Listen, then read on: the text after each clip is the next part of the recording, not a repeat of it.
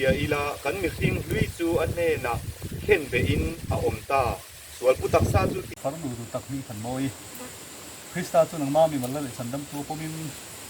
an hi hung ji zel tur du than na fel takelo siam ta ko wangin tu na hena main thu mi te ang ngein pa le pa le ara kin ka bakti se amen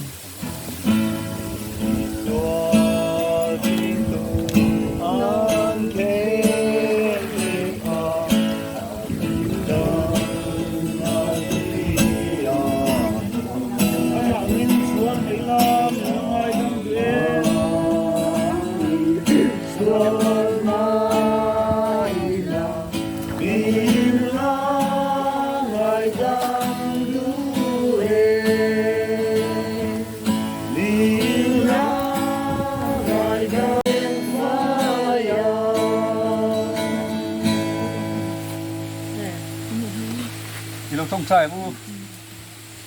Krista zara ka papa du tak la chapam ki ma Krista chu nang ma mi mal sandam tu pomin an hi hnu ji zel tu du thana fel takelo siam ta ka bangin tu na hian main thu min te ang nein pa le tharau thêm min ka bapti se amen